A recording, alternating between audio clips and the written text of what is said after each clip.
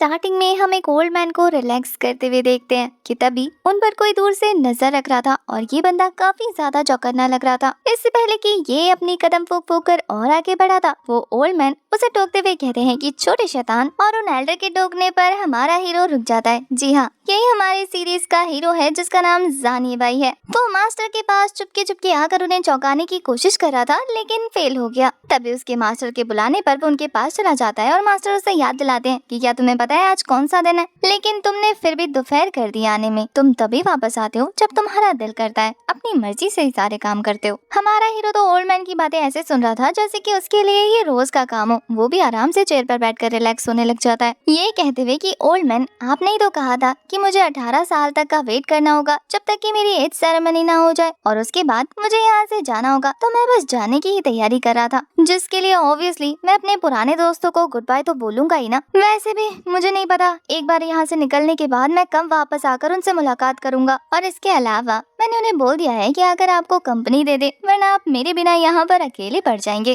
पर वो old man कहते हैं कि इसकी कोई जरूरत नहीं, वो सारे छोटे छोटे शैतान तुम्हें मुबारक, तुम्हें अगर ले जाना है तो अपने साथ ले जाओ, मैं तो अकेला ही ठीक हूँ। हमारा हीरो भी लाइक, बताओ भलाई का तो जमाना ही ना, तुम्हारा ही अच्छा सोच रहा था। यहाँ ओल्ड मैन काफी ज्यादा एक्साइटेड होते हुए कहते हैं कि वैसे नन्हे शैतान, मुझे एक बात पता लगी है कि अब तुम काफी ज्यादा बड़े हो चुके हो, तो अब बारी है तुम्हारे लिए एक अच्छी सी वाइफ ढूंढा जाए। फिर वो अपने पास रखी हुई एक स्वॉर्ड लेकर उसे पकड़ाते हुए कहते हैं कि ये लो, इसे तुम अपने साथ यंग डायनेस्टी पैलेस लेकर जाओ, वहाँ पर अपनी वाइफ को दिखाना और फिर उन्हें सालों पहले किया हुआ वादा याद आ जाएगा और तुम्हारी शादी वहाँ के प्रिंसेस से हो जाएगी। उन्होंने 20 साल पहले हमसे वादा किया था कि वो अपनी प्रिंसेस की शादी तुम्हारे साथ करेंगे। हमारे हीरो को प्रिंसेस से ज्यादा उस स्वॉर्ड को देखकर दिलचस्पी हो रही थी। वो तो उसे देखकर हैरान होते हुए कहता है कि वाह क्या कमाल की स्वॉर्ड है, और फिर उसमें से निकल रही एनर्जी को देखकर कहता है कि ओल्ड मैन, ये तो आपकी लाइफ ब्लड वाली स्वॉर्ड है ना, तो फिर आखिर आप इसे मुझे कैसे दे रहे हैं? ये तो बहुत ज्यादा औसम है। आप चाहते हैं कि मैं इसे रख लूं? सच में मुझसे वापस तो नहीं लेंगे ना? ओल्ड मैन कहते हैं कि मुझे तुम्हें ये स्वॉर्ड देनी ही पड़ेगी, वरना तो तुम्हारे पास कोई क्वालिफिकेशन नहीं कि वो तुम्हें पैलेस के अंदर एंट्री दे। यहाँ ओल्ड मैन अब तक तो काफी रिलैक्स थे,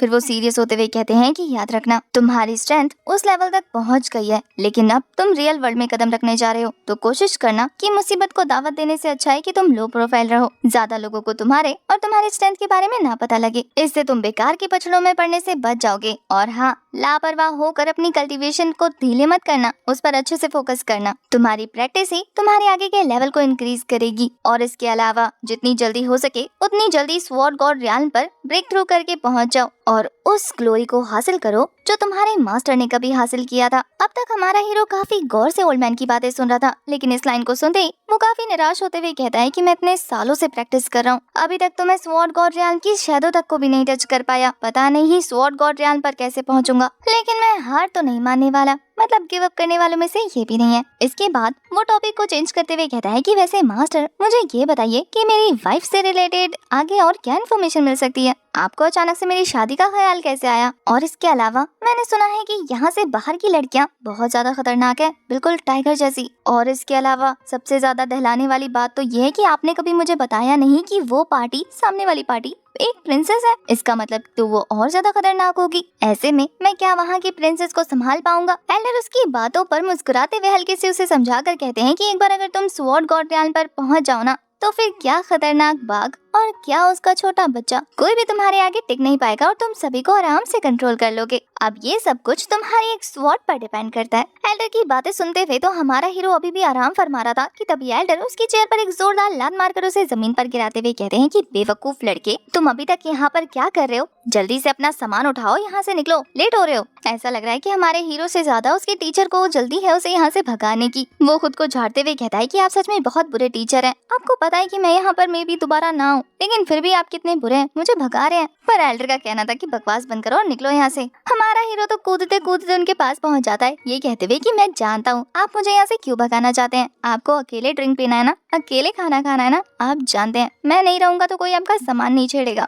एल्डर उसकी ज्यादा बकवास नहीं सुनते हैं, बल्कि अपनी एनर्जी रिलीज करके उसे किक मार के बाहर फेंक देते हैं। ये लात खाने के बाद तो हीरो की हालत ही खराब हो जाती है। वो कहता है कि इतनी जोर से मारने की क्या जरूरत थी, मैं तो बस मजाक कर रहा था। जानिए भाई ने अपने सफर को कंटिन्यू कर दिया था। तभी रियल वर्ल्ड में एंटर होने के बाद उसे कुछ लोगों के चिल्लाने की आवाज सुनाई देती है, तो वो उसी डायरेक्शन में आगे जाने लगता है। वहीं हमें दिखाते हैं कि दूसरी तरफ एक लड़की आगे आगे भाग रही होती है और कुछ लोग उसका पीछा कर रहे होते हैं। वो लड़की इंजर्ड थी और उसके पास एक काफी पावरफुल मिस्टीरियस हर्ब था और इन लोगों को वही हर्ब चाहिए था, जिसके लिए वो उसे धमकाने लगते हैं कि रुक जाओ वरना तुम्हें जान से मार देंगे। भागते भागते वो सभी लोग उसका रास्ता रोककर उसे चारों तरफ से घेर लेते हैं और अब जब वो बुरी तरीके से फंस गई थी तो हार तो बिल्कुल नहीं मानती, बल्कि अपनी एनर्जी रिलीज करते हुए कहती है कि मैं तुम लोगों से डर कर हार नहीं मानने वाली, क्योंकि मैं भी 4th रैंक की स्वॉर्डमैन हूँ। उस लड़की ने अपनी एनर्जी रिलीज करते हुए ये कहना शुरू कर दिया था, देखती हूँ अब कैसे रोकते हो मुझे। इस लड़की का नाम ये मिंगवे है। ये बंदा जो कि वुल्फमैन की आर्मी को लीड कर रहा था, वो कहता है कि तो क्या हुआ अगर तुम 4th रैंक की स्वॉर्डमैन हो, देखता हूँ आज इस फॉर्मेशन से कैसे बच के जाती हो। और फिर उसके एक इशारे पर उसके वुल्फमैन चारों तरफ से उस लड़की को घेर लेते हैं और फिर जोर जोर से रॉर करना शुरू कर देते हैं, जिससे सच में ये मिंगवे को बहुत ज्यादा प्रॉब्लम हो रही थी। उसके सर पे एक फॉर्मेशन क्रिएट हो चुका था और वो कहती है कि मैं अपना दिमाग सही से यूज नहीं कर पा रही हूँ। अब तक हमारा हीरो भी ये नजारा देख चुका था। उस पर तो ये देखकर वो अपनी स्पीड और ज्यादा इंक्रीज कर देता है कि वो वुल्फ गैंग का लीडर अपने वेपन का यूज करते हुए उस लड़की के ऊपर जंप करके उसे क्रश करने की तैयारी कर रहा है। ये भाई वहां पहुंचने के बाद फटाफट से मिंगवे को पकड़कर साइड हट चुका था, जिससे ये अटैक वेस्ट हो जाता है। जिस अंदाज में ये भाई ने मिंगवे को बचाया था वो तो उससे फुल टू इम्प्रेस हो चुकी थी। वहीं दूसरी तरफ हमारा ये भाई उन वेयरवुल्व्स को डांटते हुए कहता है कि तुम्हारी हिम्मत कैसे हुई यहाँ मौजूद ह्यूमंस को बुली करने की, क्या इस तरीके से तुम लोग अपनी पावर का शो ऑफ करोगे। पर उस लीडर को फर्क नहीं पड़ता, वो कहता है कि एक और मरने के लिए आ गया और फिर वो अपनी गैंग से कहता है कि इसे भी उस लड़की के साथ मौत के घाट उतार दो और उसने अपना धनुष भी निकाल लिया था। जबकि दूसरी तरफ ये भाई मिंगवे के साथ वहाँ से भागने की तैयारी करने लगता है। तभी ये बंदा अपनी पावर का यूज करके एरो को शूट कर चुका था, जिसे ये भाई ने साइड हट के डॉज कर लिया था। अब ये भाई तो अपने मास्टर की बात मानते हुए इस पछड़े से पीछे हटने की कोशिश कर रहा था, लेकिन वो कहता है कि आज के लिए मुझे मास्टर के बनाए हुए रूल को साइड में करना होगा और तुम लोगों को सबक सिखाना ही पड़ेगा। उसका एटीट्यूड देखकर ये बंदा कहता है कि तुम एक नॉर्मल से सिविलियन, आखिर तुम्हारी हिम्मत कैसे हुई मुझसे इस टोन में बात करने की। ये भाई ने अपनी स्ट्रेंथ छुपा रखी थी, इस वजह से इस बंदे को पता नहीं कि वो किससे बहस कर रहा है। वो कहता है कि अगर तुम दोनों मिलकर मेरे सामने नील डाउन होकर मुझसे माफी मांगो अपनी जान की, तो फिर मैं तुम पर रहम खाऊंगा और अगर तुम वो स्नो लोटस भी मुझे हैंड ओवर कर दो फिर तो तुम दोनों यहाँ से जा सकते हो। अब उसकी बातों से ये भाई को इतना पता लग जाता है कि इनके स्नो लोटस को चुराने वाली और कोई नहीं बल्कि उसके पास खड़ी हुई मिंगवे है। और अब वो बड़े गौर से इस खूबसूरत लड़की को देखते हुए कहता है कि वो तुम हो जिसने इनका स्नो लोटस चुराया। पर ये सब बोलते हुए उसे वो काफी ज्यादा सुंदर लग रही थी। यहाँ दूसरी तरफ मिंगवे को दिखाते हैं जो कि आगे बढ़ते हुए यही सोच रही थी कि मैं इंजर्ड हूँ और मैं अपनी इस मुसीबत में इस लड़के को नहीं घसीट सकती, जबकि इसने मेरी जान बचाई है। तो इस वजह से तो वो उस वेयरवुल्फ लॉर्ड से कहती है कि जैसा कि तुमने कहा अगर मैं ये स्नो लोटस तुम्हें हैंड ओवर कर दूं तो क्या तुम हमें यहाँ से जाने दोगे। वो बंदा तो कहता है कि शायद तुमने मेरी बात पूरी तरह से सुनी नहीं, तुम्हें नील डाउन होकर मुझसे माफी भी मांगनी है। पर मिंगवे के तो अलग ही तेवर थे। वो कहती है कि मुझसे नील डाउन कराकर माफी मांगना, तुम सिर्फ सपने देखो क्योंकि मैं ये कभी नहीं करने वाली। तो इसका मतलब ये है कि मुझे तुम्हारे साथ ज्यादा पोलाइट होने की एक्टिंग करने की कोई जरूरत नहीं। और फिर वो वहीं खड़े खड़े उस फ्लावर को रिफाइन करती है और उसे खा जाती है। ये भाई भी ये देखकर हैरान था कि इस लड़की ने एक झटके में इस ब्लड फ्लावर को रिफाइन कर लिया। आज तक उसने ऐसा किसी को करते हुए नहीं देखा था। वहीं दूसरी तरफ जैसे ही मिंगवे इस फ्लावर को खाती है ना, उसकी एनर्जी काफी तेजी से बूस्ट अप हो चुकी थी। अब इस प्रेशर की वजह से उन लोगों को दिक्कत तो काफी होती है, लेकिन वो वेयरवुल्फ लॉर्ड कहता है कि आखिर तेरी हिम्मत कैसे हुई मेरे ही सामने मेरे ही फ्लावर को रिफाइन करके अब्सॉर्ब कर लिया। पर ये भाई भी लाइक अरे यार ये नेचुरल चीज है, जिसके हाथ लगी उसने अब्सॉर्ब कर लिया, अपनी पावर बढ़ा ली। अगर तुम्हें चाहिए तो यहाँ पर और मौजूद है, तुम कोई दूसरा ले लो ना। अब उसकी बातों से तो इस बंदे का गुस्सा 7वें आसमान पर पहुंच जाता है। वो कहता है कि अभी तुझे सबक सिखाता हूँ, तेरी जबान तो कुछ ज्यादा ही चल रही है। और फिर वो तेजी से दौड़ते हुए हमारे ये भाई के ऊपर अपने वेपन से लगातार हिट देने की कोशिश करने लग जाता है, जैसे हमारे ये भाई ने बहुत ही आराम से डॉज कर लिया था। और अब तो वो भी अपनी स्वॉर्ड को निकाल कर उसके साथ जमकर फाइट करने लगता है, जहाँ काफी देर तक दो हाथ करने के बाद हमारा हीरो उस बंदे पर जबरदस्त अटैक करता है, जिससे वहाँ पर तेज एनर्जी रिलीज होनी शुरू हो चुकी थी। मिंगवे भी इसका रिजल्ट देखने के लिए बेकरार थी और वहीं देखने को मिलता है कि ये भाई ने उस बंदे को पीछे धकेल दिया। हाँ, ये बात अलग थी कि वो बंदा इंजर्ड नहीं हुआ बल्कि वापस से फाइट करने के लिए तैयार हो गया। अब वो वेयरवुल्फ का लॉर्ड काफी पावरफुल अटैक प्रिपेयर करने लगा था हीरो को मारने के लिए, लेकिन ये भाई भी लाइक कि तुम मुझे रोक नहीं सकते। उसने तो अपनी स्वॉर्ड चलाकर उसके हाथ पे कट लगा दिया था, जिससे उसका वेपन उसके हाथ से छूट जाता है। और वो जो कि अब तक ये भाई को अंडर एस्टिमेट कर रहा था, वो कहता है कि ऐसा कैसे हो सकता है, ये लड़का कोई आम लड़का नहीं है, ये सच में पावरफुल है। वहीं अपने लीडर के घायल होने के बाद 2 चमचे आगे बढ़ते हुए हमारे ये भाई को इंजर्ड करने की कोशिश कर रहे थे, पर वो तो एक स्लैश लगाकर दोनों को ही एक बार में ढेर कर देता है, वो भी ये कहते हुए कि तुम लोग तो सच में बहुत स्लो हो यार। अब इस प्रेशर की वजह से वो लॉर्ड और भी बुरी तरीके से शेक करने लग गया था, लेकिन तभी उसकी हेल्प करने के लिए उसके गैंग में से और भी बहुत सारे पावरफुल मेंबर्स आ जाते हैं। वहीं दूसरी तरफ ये भाई मिंगवे से कहता है कि तुम जाकर रेस्ट करो, इन लोगों को मैं संभाल लूंगा, वैसे भी ये छोटे मोटे वेयरवुल्व्स हैं। उसकी बात मानकर मिंगवे तो कल्टीवेशन करने लग जाती है, लेकिन वो ये देखकर हैरान थी कि अब 4th लेवल के वेयरवुल्व्स आ चुके हैं, जो कि पहले के मुकाबले बहुत ज्यादा ताकतवर है, और वो अपना ताकत शो करते हुए हमारे हीरो को धमकी भी दे देते हैं कि वो उसे क्रश करके रख देंगे। एक वुल्फ तो काफी तेजी से अपनी एनर्जी को रिलीज करके एक पावरफुल अटैक क्रिएट कर लेता है और उसे हमारे हीरो की तरफ थ्रो करने लग जाता है। जैसे ही वो वेयरवुल्फ हमारे हीरो के पास आता है, हमारा हीरो अपनी स्वॉर्ड से उसे ब्लॉक कर लेता है और उठाकर दूर पटक देता है। उसका ये अटैक सच में काफी ज्यादा जबरदस्त था। वो बुल तो उड़ते उड़ते काफी दूर जाकर गिर गया था। वहीं उसका कहना था कि मुझे लगा था मुझे थोड़ा एफर्ट लगाना पड़ेगा, पर ये तो एफर्टलेसली हो गया। वहीं उसका ये कूल रूप देखने के बाद मिंगवे भी बहुत खुश हो जाती है, क्योंकि वो थोड़ा सा डर रही थी कि पता नहीं ये वेयरवुल्फ हमारे हीरो को हरा दे या घायल कर दे। पर ये भाई तो स्वैग दिखाते हुए कहता है कि इनफ इज इनफ, अब अगर कोई मुझे फोर्स करेगा तो मुंह की खाएगा। ये भाई ने वहाँ पर मौजूद ऑलमोस्ट सभी वेयरवुल्व्स को हरा दिया था, और ये देखने के बाद तो वो वुल्फ लॉर्ड डरते हुए पर चौड़ कर कहता है कि आखिर तुम्हें पता है कि मैं कौन हूँ? मैं वेयरवुल्फ प्रिंस वुल्फ गॉड हूँ। उसकी बातें सुनकर ये भाई डरता नहीं है, बल्कि कहता है कि इंटरेस्टिंग, तुम एक प्रिंस हो, मुझे तो पता ही नहीं था। ये सुनकर वुल्फ लॉर्ड इतराते हुए कहता है कि इसीलिए तुम जैसे नॉर्मल ह्यूमन को मेरे आगे घुटने टेक कर मुझे ग्रीट करना चाहिए, हमें नोबल रिस्पेक्ट देनी चाहिए, क्योंकि तुम किसी भी एंगल से मेरे कंपैरिजन के नहीं हो। अगर मैं फाइट करने पे आया तो तुम्हें चुटकियों में हरा दूंगा।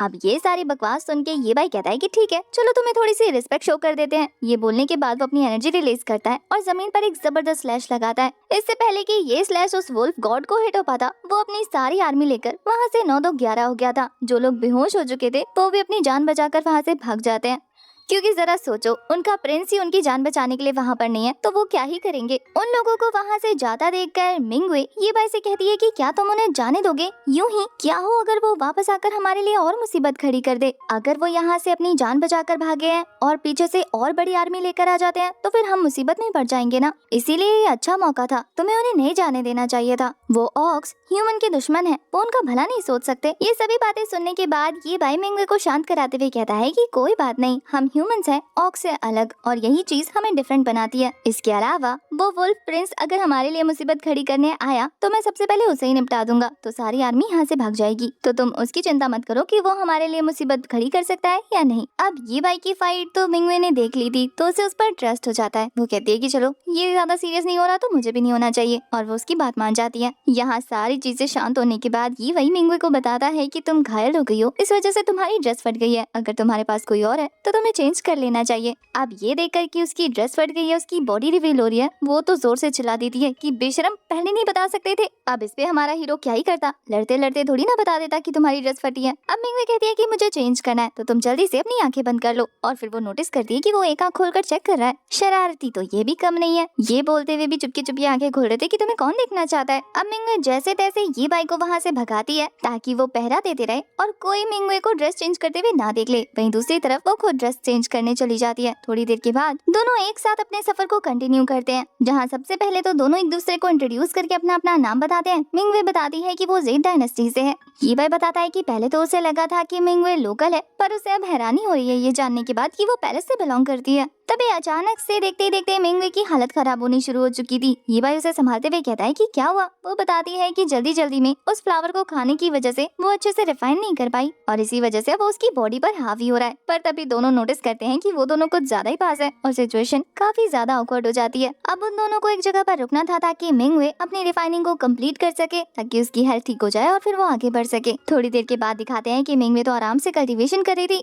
वहीं ये भाई उसके सामने बैठकर आराम से उसे प्रोटेक्ट कर रहा था। जहाँ बैठे बैठे उसकी खूबसूरती को निहारते हुए वो कहता है कि ये कितना खूबसूरत है, फ्यूनिक्स माउंटेन से भी ज्यादा खूबसूरत। थोड़ी देर के बाद जब मिंगवे अपनी कल्टीवेशन कंप्लीट कर लेती है तो वो खुद को घूरता देखकर कहती है कि क्या घूर रहे हो, क्या मेरे चेहरे पे कुछ लगा है? पर ये भाई कहता है कि नहीं, तुम सच में बहुत सुंदर हो, मैंने तुम्हारी जैसी लड़की हमारे गाँव में कभी नहीं देखी। अब गाँव वाली बात सुनकर मिंगवे को अजीब लगता है कि ये मुझे अपने गाँव की लड़कियों के साथ कंपेयर क्यों कर रहा है। पर फिलहाल के लिए वो इस बात को इग्नोर करते हुए हमारे हीरो को एक टोकन पकड़ा आते हुए कहती है कि तुमने मेरी जान बचाई है और मुझे तुम्हें थैंक यू बोलना है, तो तुम एक काम करो, तुम भी डायनेस्टी जा रहे हो ना, तो ये टोकन अपने साथ रखो। जब तुम डायनेस्टी पहुंच जाओगे ना तो तुम्हें इसके लिए रिपे किया जाएगा। अब मिंगवे को थ्रो करने के बाद उसने कैच तो कर लिया था, पर वो कहता है कि एक स्वॉर्डमैन होने की वजह से छोटी मोटी टेक्निक परफॉर्म करके अगर मुझे किसी की जान बचानी पड़ती है तो मुझे उसके लिए रिपे होने की कोई जरूरत नहीं है। और वैसे भी मैंने तुम्हारी जान इंसानियत के लिए बचाई है, ना कि इसलिए कि मुझे बदले में गिफ्ट्स मिले। अब यहाँ से वो दोनों अपना अपना सफर अलग अलग कंटिन्यू करने वाले थे, तो हमारा हीरो उससे अलविदा लेता है और वहाँ से रवाना हो जाता है। ये बाई का इम्प्रेशन मिंगवे के सामने कुछ खास अच्छा नहीं बनता। वो कहती है कि कितना रूड है ये लड़का, लेकिन फिर भी जब ये बाई अपनी मस्ती में आगे बढ़ रहा था तो वो उसके पीछे पीछे गुनगुनाती हुई पहुंच जाती है। उसे अपने पीछे आता देखकर ये बाई भी लाइक कि तुम मेरा पीछा क्यों कर रही हो।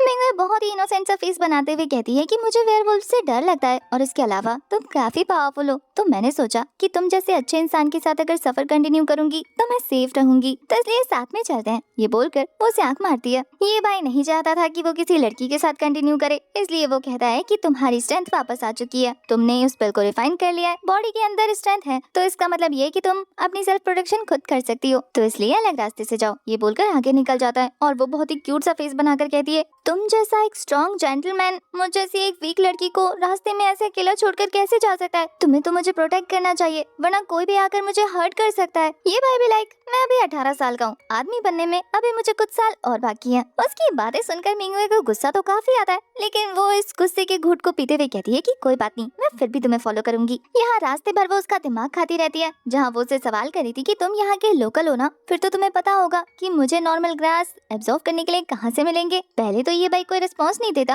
लेकिन थोड़ी देर के बाद मुंह बनाते हुए कहता है कि तुमने अभी अभी एक प्लांट रिफाइन किया है, अगर ज्यादा यूज करोगी तो फट जाओगी। मिंगवे कहती है कि मैं मेरे लिए थोड़ी ना मांग रही थी, वो तो मुझे अपने फादर, और फिर बोलते बोलते चुप होते हुए कहती है कि मुझे उन्हें गिफ्ट देना है। ये भाई को भी ये सुनकर लगता है कि मिंगवे कितनी अच्छी डॉटर है, अपने फादर के बारे में इतना सोचती है। वहीं दूसरी तरफ हम एक कमांडर और उसकी बड़ी सी सेना को जंगल की तरफ आगे बढ़ते हुए देखते हैं कि तभी एक सोल्जर तेजी से कमांडर के पास आता है और उन्हें ग्रीट करते हुए कहता है कि कमांडर यंकी, मैंने प्रिंसेस के ट्रेसेस देखे हैं जंगल के काफी डीप जाते हुए। इसका मतलब ये है कि हमें उन निशानियों का पीछा करके जल्द से जल्द प्रिंसेस को वापस लाना होगा, नहीं तो वहाँ पर मौजूद वेयरवुल्फ क्रिएचर प्रिंसेस को कोई हर्ट ना कर दे। अगर ऐसा हुआ तो फिर हम सब के लिए बहुत बड़ी मुसीबत खड़ी हो जाएगी। ये सुनना था कि कमांडर यंकी उस सोल्जर को ऑर्डर देता है कि ठीक है, हमें वहाँ तक ले चलो जहाँ पे प्रिंसेस के ट्रेसेस मिले हैं, ताकि हम जल्द से जल्द उनका पता लगा सके। तो बस फिर क्या था, वो सोल्जर उन लोगों को रास्ता दिखाने लगता है और वो लोग इसके पीछे पीछे चलने लगते हैं। वहीं दूसरी तरफ ये भाई और मिंगवे को दिखाते हैं जो कि स्नेक ग्रास तक पहुंच चुके थे। ये भाई उसे सक्सेसफुली वहां तक ले आया था और अपने सामने इतने सारे स्नेक हब्स को देखने के बाद वो खुश हो जाती है। पर जब उन ग्रास को पिक करने की कोशिश करी थी कि तभी उसके सामने उन स्नेक ग्रास को प्रोटेक्ट करता हुआ स्नेक अपीयर हो जाता है, जिसे देखकर तो वो काफी ज्यादा डर जाती है और ये भाई भी लाइक फिर से एक और मुसीबत। हालांकि उसे डर नहीं लग रहा था, लेकिन वो चाहता था कि उसका सफर आराम से कंटिन्यू हो, पर मुसीबत ही कि उसका पीछा छोड़ने को तैयार ही नहीं थी। वहीं ऊपर से मिंगवे जो कि उस बीस्ट को देखकर डरते हुए कहती है कि ये 6th रैंक का बीस्ट है, मुझे नहीं पता था कि इन स्नेक ग्रास को प्रोटेक्ट करने के लिए यहाँ पर रियल का एक स्नेक होगा। वो कहती है कि हम यहाँ से जल्दी निकलते हैं और मैं कुछ स्पिरिट फ्लावर्स कलेक्ट कर लूंगी। पर ये भाई भी लाइक हम लोग यहाँ इतनी दूर इस स्नेक ग्रास को लेने के लिए आए थे ना, और यहाँ तो कितने सारे हैं, पिक कर लो इनमें से कोई एक। पर ये सुनकर तो मिंगवे को गुस्सा आ जाता है कि तुम्हें अपनी जान प्यारी नहीं है क्या, एक स्पिरिचुअल हब और अपनी जान में से तुम किसे चूज करोगे, स्पिरिचुअल हब्स को। इसीलिए फिलहाल के लिए मुझे मेरी जान ज्यादा इंपॉर्टेंट है, इसलिए निकलते हैं यहाँ से। पर हमारा हीरो एक साइड स्माइल करता हुआ अपनी स्वॉर्ड पकड़कर आगे निकल जाता है। ऐसा लग रहा था जैसे कि वो स्नेक हमारे हीरो पर एक काफी पावरफुल अटैक करने वाला हो, उसे जिंदा ही निकल जाएगा। लेकिन फिर देखने को मिलता है कि वो तो उसे गले लगाकर प्यार कर रहा है। ये नजारा देखकर तो मिंगवे की हालत खराब हो चुकी थी, उसके तो तोते उड़ जाते हैं। ये कैसे हो गया? ये भाई तो उस बीच से लड़ने की बजाय उसे आराम से पेट कर रहा है, और वो ये स्नेक भी बड़े मजे से इस मालिश का मजा उठा रहा था जैसे कि सालों पुराना याराना हो। ये भाई कहता है कि डरने की जरूरत नहीं, इसका नाम दाबाई है, अगर तुम इसे डराओगी नहीं तो ये तुम्हें कुछ नहीं करेगा। मिंगवे भी लाइक मैं इसे कैसे डरा सकती हूँ, इसने मुझे डरा के रखा हुआ है। वहीं ये भाई बताता है कि ये मेरा पालतू है और मैं सालों से इसे जानता हूँ, अगर इसे खतरा महसूस नहीं होता तो ये किसी पर अटैक नहीं करता। और फिर दिखाते हैं कि वो दोनों साइलेंट कॉन्वर्सेशन कर रहे हैं। यहाँ पर हमारा हीरो बताता है कि मैंने दाबाई के साथ एक डील की है कि मैं यहाँ से कुछ स्नेक ग्रास लूंगा, बदले में ये मुझे कुछ नहीं करेगा, इसलिए तुम्हें जितने कलेक्ट करने हैं कर लो। ये सुनकर तो हमारी मिंगवे खुश हो जाती है और फिर स्नेक ग्रास कलेक्ट करना शुरू कर देती है। पर तभी वहाँ पर 6th रैंक का ईगल भी आ जाता है, जिसे देखकर वो चौकन्ना हो चुकी थी। उसे देखकर भी हमारा हीरो खुश हो जाता है। वो तो हैरान थी कि इसकी किस किस के साथ दोस्ती है। ये बाई को दिखाते हैं, वो तो बड़े मजे से उस गोल्डन ईगल के ऊपर चढ़ते हुए कह रहा था कि जाओ जियांग, तुम भी यहाँ पर आ गए। तुम्हें देखकर लग रहा है कि तुम पहले से भी ज्यादा हट्टे कट्टे हो गए हो। कमाल की बात है। वो उसकी पीठ पर बैठकर सवारी एंजॉय कर रहा था। उस ईगल को भी कोई प्रॉब्लम नहीं होती। वो राजकुमार को अपनी पीठ पर सवार करके आसमान की सैर करा रहे थे। मिंगवे अपने मन में सोचती है कि इसके इतने खतरनाक जानवरों के साथ दुश्मनी है, ये चीजें कैसे मैनेज करता है। क्या ये खुद भी कोई मॉन्स्टर तो नहीं, वरना किसी नॉर्मल ह्यूमन के लिए इतने बड़े बड़े खतरनाक जानवरों से दोस्ती रखना पॉसिबल नहीं है। एक तरफ तो मिंगवे ये सोच रही थी और वहीं दूसरी तरफ हवा में उड़ते उड़ते हवा की सैर करते हुए हमारा हीरो जियाओ जियांग के साथ बातें करते हुए पता लगा लेता है कि एक और वेयरवुल्फ का झुंड देखा गया है जो कि उनके आसपास ही मौजूद है और वहीं कुछ लोग सोल्जर्स के साथ उनका पीछा कर रहे हैं। हमारे हीरो को समझ आ जाता है कि वो लोग अगर पीछा कर भी रहे हैं तो किसका करेंगे, ऑब्वियसली मिंगवे का। तो वो समझ जाता है कि मिंगवे कोई छोटी मोटी हस्ती तो नहीं है, तभी इतने सारे लोग उसके पीछे पड़े हैं। पक्का उसका ओरिजिन कुछ इंटरेस्टिंग होगा जिसके बारे में जानने में हमारे हीरो को कोई इंटरेस्ट नहीं था। इनफैक्ट वो तो जियाओ जियांग को थैंक यू बोलता है इतनी सारी इन्फॉर्मेशन देने के लिए और फिर वो नीचे आकर सबसे पहले तो मिंगवे से सवाल करता है कि तुम्हें पता है कुछ लोग तुम्हारा पीछा कर रहे हैं। मिंगवे ये सवाल सुनकर चौंकते हुए कहती है कि आखिर तुम्हें इस बारे में कैसे पता लगा। ये भाई काफी कैजुअली बताता है कि मुझे जियाओ जियांग ने बताया। इसके बाद वो कहता है कि अगर तुम्हें उन लोगों के बारे में पता है कि वो तुम्हारा पीछा कर रहे हैं तो इसका मतलब ये है कि या तो वो तुम्हारे दुश्मन है या फिर दोस्त। अगर तो वो तुम्हारे दोस्त हैं तो मैं कुछ नहीं कहूँगा, तुम्हें उनके साथ जाने दूंगा, लेकिन अगर वो तुम्हारे दुश्मन हुए तो फिर ठीक है, मैं उन्हें संभालता हूँ, तुम यहाँ से आगे निकल जाओ। पर इसके बदले तो मिंगवे कहती है कि क्या तुम मेरी एक हेल्प करोगे, क्या तुम मेरे साथ थोड़ा और रुक सकते हो, मुझे अकेला नहीं होना। ये भाई कहता है कि वैसे तो ये तुम्हारा पर्सनल मैटर है, मैं इस बारे में इंटरफेयर नहीं करना चाहता, लेकिन मैं तुम्हारे डिसीजन की रिस्पेक्ट करता हूँ, इसलिए मैं तुम्हारा साथ जरूर दूंगा। और फिर वो दाबाई के पास जाकर कहता है कि क्या जो लोग हमारा पीछा कर रहे हैं तुम उन्हें जाकर डिस्ट्रैक्ट कर सकते हो और उन्हें यहाँ से दूर ले जाना। उसके एक इशारे पर दाबाई वहाँ से उन लोगों को डिस्ट्रैक्ट करने के लिए निकल जाता है। वहीं इस तरीके से बीस्ट को उसकी बातें समझता देखकर मिंगवे अपनी क्यूरियोसिटी होल्ड नहीं कर पाती और वो ये भाई से पूछ लेती है कि क्या तुम बीस्ट ट्रेनर हो। ये भाई बताता है नहीं तो। मिंगवे सवाल करती है तो फिर ये सारे खतरनाक बीस्ट तुम्हारी बातें क्यों मानते हैं और तुम्हें इतना फॉलो क्यों करते हैं। ये भाई भी लाइक वो इसलिए क्योंकि मैं बचपन से इनके साथ पला बड़ा हूँ और ये लोग बिल्कुल भी हार्मफुल नहीं है। इनफैक्ट ये लोग तो बहुत ज्यादा काइंड और स्वीट है, इसी वजह से तो ये लोग मेरे दोस्त हैं। ये बातें सुनकर कि कैसे ये भाई बीस्टों के साथ बचपन में खेलकर पला बड़ा है, मिंगवे कहती है कि तुम काफी ज्यादा खुश लग रहे हो, तो क्या मैं तुम्हारी दोस्त बन सकती हूँ, क्योंकि मुझे भी ये सारी चीजें एंजॉय करनी है। वो इस बार भी काफी ज्यादा क्यूट फेस बना रही थी, पर हमारा हीरो नामे गर्दन हिलाते हुए कहता है कि नहीं, मास्टर ने कहा है कि जितनी ज्यादा खूबसूरत लड़की उतना बड़ा रिस्क। खूबसूरत लड़की का दूसरा नाम मुसीबत है और मेरे मास्टर ने मुसीबतों से दूर रहने के लिए कहा है, और अगर वो मुसीबत तुम जितनी खूबसूरत हो फिर तो बहुत ज्यादा बच के रहना चाहिए। इनडायरेक्टली ये भाई हमारे मिंगवे की तारीफ करते हुए कह रहा था कि तुम सच में बहुत ज्यादा खूबसूरत हो, गाँव की लड़कियों से भी ज्यादा खूबसूरत। इसके बाद तो ये भाई कहता है कि ठीक है चलो मैं तुम्हें माउंटेन से नीचे लेकर चलता हूँ, नीचे का गांव देखोगी तो खुश हो जाओगी। ये सुनकर मिंगवे काफी ज्यादा एक्साइटेड होते हुए कहती है कि मुझे भी उस गोल्डन ईगल के पीठ पर बैठकर सवारी करनी है।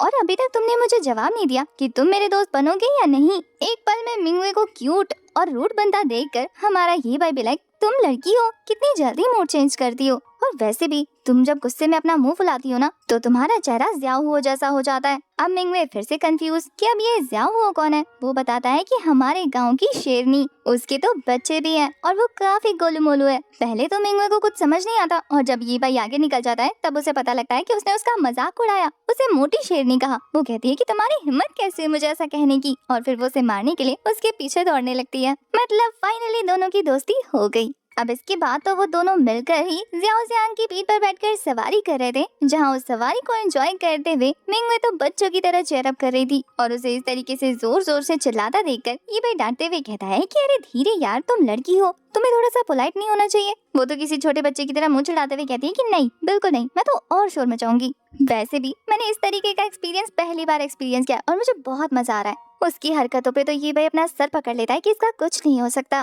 कुछ देर हवा की सैर करने के बाद फाइनली वो दोनों माउंटेन से नीचे आ जाते हैं, जहाँ पर मिंगवे को रेस्ट करने का बोलकर ये भाई कहता है कि मैं तुम्हारे लिए पानी लेकर आता हूँ और तुम यहीं इंतजार करना। वो आराम से बैठ जाती है और हमारा हीरो उसके लिए पानी ले रहा था तो वो कहती है कि ये लड़का तो सच में बहुत अच्छा है और वो खुद से उसका नाम जियाओ भाई रख देती है। हमारी प्रिंसेस मिंगवे को हमारा दोस्त ये भाई बहुत पसंद आया, तो जब वो उसके पास आकर बैठता है वो उसे जियाओ भाई नाम से छेड़ने लगती है। वो कहता है कि मेरा नाम ये भाई है तो फिर तुम जियाओ भाई क्यों कह रही हो। मिंगवे का कहना था कि तुमने अपने फ्लाइंग पेट का नाम जियाओ जियांग रखा है, और अपने स्नेक पेट का नाम दाबाई रखा है और मैंने दोनों का नाम मिक्स करके ज़्याओबाई बना दिया और मुझे तुम पर यही नाम सूट करता है, इसलिए मैं तो यही बोलूंगी। उसके जिद्दी नेचर को देखने के बाद ये भाई कहता है कि तुम कितनी ज्यादा डोमिनेटिंग हो। मैं तो सोच रहा हूँ कि उस बंदे का क्या होगा जिसकी तुम वाइफ बनोगी, तुम तो उसका जीना हराम करके रख दोगी। वैसे एक गुड न्यूज ये है कि मुझे भी एक वाइफ मिलने वाली है, वो भी तब जब मैं स्वॉर्ड गॉड रियान को प्रैक्टिस कर लूंगा। और वैसे भी अभी मुझे कल्टीवेशन पे ध्यान देना चाहिए और उसके लिए मुझे बहुत सारे टाइम की जरूरत है। जब वो इस बारे में मिंगवे को बता रहा था तो आगे बात करने से पहले ही वहाँ पर जोर जोर से चिल्लाते हुए ज़ाओ ज़ियांग की एंट्री हो जाती है। उसकी चीख से ही हमारे हीरो को पता लग गया था कि दाबाई मुसीबत में है, यानी कि वो उन सोल्जर्स को रोकने में सक्सेसफुल नहीं हो पाया। इसीलिए वो दोनों फिर से फटाफट ज़ाओ ज़ियांग की पीठ पर चढ़ जाते हैं ताकि वो उन लोगों को दाबाई तक लेकर जाए। रास्ते में हमारी हीरोइन मिंगवे से पूछती है कि क्या हुआ है दाबाई को। वो कहता है कि एग्जैक्टली मुझे भी नहीं पता, लेकिन वो किसी बड़ी मुसीबत में है। यहाँ दूसरी तरफ दिखाते हैं कि दाबाई को चारों तरफ से सोल्जर्स ने घेर के रखा हुआ था। यहाँ कमांडर यिंकी की बातों से पता लगता है कि बार बार दाबाई उनका रास्ता रोक रहा है, जिससे वो सभी लोग काफी ज्यादा फ्रस्ट्रेट हो चुके हैं। और अब कमांडर बाकी सभी सोल्जर्स को ऑर्डर देता है कि एक साथ इस पर हमला करके इसे जान से मार दो। वैसे भी आज इस स्नेक ने हमें बहुत ज्यादा परेशान किया है। वैसे भी इस तरीके से पॉइजनस क्रिएचर का हमारे आसपास घूमना किसी के लिए भी अच्छा नहीं है। और फिर उसके पास मौजूद एक शैडो सोल्जर वो उसे ऑर्डर देता है और कहता है कि तुम्हें पता है ना क्या करना है, इसको यहीं खत्म कर दो। ऑर्डर मिलने पर वो शैडो सोल्जर तेजी से आगे बढ़ते हुए जबरदस्त स्लैशेस लगाना शुरू कर चुका था। बदले में दाबाई भी उस पर अटैक कर रहा था, पर लगता है कि ये शैडो पर्सन हमारे दाबाई से ज्यादा पावरफुल है, इसलिए वो आराम से उस पर ओवरकम कर ले रहा है। इससे पहले कि वो उसे ज्यादा नुकसान पहुंचा पाता, वहाँ पर हमारे हीरो की एंट्री हो जाती है, जो पहले तो उन्हें चिल्लाकर रोकने को कहता है और फिर हवा से ही एक जबरदस्त स्लैश उनके ऊपर रिलीज कर देता है। इस स्लैश की वजह से वो शैडो सोल्जर थोड़ी देर के लिए डिस्ट्रैक्ट हो गया था। वहीं दूसरी तरफ इस कमांडर यिंग की जान तो ये देखकर खौल रही थी कि इस लड़के ने प्रिंसेस का हाथ पकड़ा हुआ है। आखिर इसकी हिम्मत कैसे हुई? ये मरना चाहता है क्या? वो तो सीधा सीधा हमारे ये भाई को धमकी देना शुरू कर चुका था कि प्रिंसेस का हाथ छोड़, नहीं तो यहीं दफन कर दूंगा। शैडो सोल्जर भी ये भाई पर हमला करने के लिए आगे बढ़ने लगा था, पर दाबाई बीच में आकर उसके हमले को रोक लेता है। और वहीं दूसरी तरफ तभी मिंगवे ऑर्डर देती है कि ये सब कुछ यहीं बंद करो। अब फिर क्या, प्रिंसेस का ऑर्डर मिलना था तो कमांडर अपने शैडो सोल्जर को पीछे हटने को कह देता है। सभी गार्ड प्रिंसेस को ग्रीट करते हैं और वो उन सभी को फाइट रोकने को कहती है। सभी लोग पूछ रहे थे कि आखिर ये लड़का कौन है। वहीं ये भाई को दिखाते हैं, वो तो दाबाई के लिए परेशान था। जब वो देखता है कि उसकी एनर्जी कम हो गई है तो अपने पास से मैजिकल हर्ब निकालकर उसे पिला देता है। अब ये देखकर कि इस लड़के के पास मैजिकल हर्ब है, वो लोग और ज्यादा क्यूरियस हो जाते हैं जानने के लिए कि ये लड़का कौन है। प्रिंसेस उन लोगों को कुछ नहीं बताती, बल्कि हमारे ये भाई को बाय बाय बोलते हुए कहती है कि अब मुझे जाना होगा। और वो अपने सोल्जर से कहती है कि खबरदार, अगर दोबारा दाबाई को हर्ट किया, मैं तुम लोगों के साथ चलने के लिए तैयार हूँ। ये भाई को यकीन नहीं हो रहा था कि अब वो जा रही है। वो कंफर्म करता है तो वो कहती है कि हाँ, अगर तुम कभी पैलेस आना तो मुझे जरूर ढूंढना। इसके अलावा 1 साल के अंदर अंदर शायद मैं तुम्हें वहाँ दोबारा ना मिलूं। मिंगवे की 1 साल वाली बात सुनने के बाद ये भी कहता है, क्यों 1 साल बाद तुम्हें कुछ होने वाला है? पर उसके बिहाफ पर वो कमांडर यिंग बताता है कि कुछ नहीं, बस प्रिंसेस मिंगवे की शादी तय हो गई है और 1 साल के अंदर उनकी शादी हो जाएगी एक बहुत ही अमीर लड़के के साथ, जिसे उनके फादर ने पसंद किया है। मिंगवे भी सैड होते हुए कहती है कि हाँ, मुझे उस लड़के के बारे में कुछ नहीं पता, ये शादी मेरे फादर ने अरेंज की है, तो इस वजह से मेरे पास ज्यादा वक्त नहीं है, तो तुम आ जाना, ओके? वैसे प्रिंसेस ने ऐसा बोल तो दिया था, लेकिन मिंगवे की बातों से ऐसा लग रहा था जैसे कि वो अपनी मर्जी के खिलाफ शादी बिल्कुल नहीं करेगी और वो अपने फादर को पटा लेगी किसी तरीके से शादी को कैंसिल करने के लिए। कमांडर उसे ऐसा करने से रोकने चाहते थे, पर वो तो हमारे ये भाई के पीछे छुप जाती है और ये भाई उसे प्रोटेक्ट करते हुए कहता है कि अगर तुम शादी नहीं करना चाहती तो करने की कोई जरूरत नहीं, ये फैसला तुम्हारा होना चाहिए, किसी और का नहीं।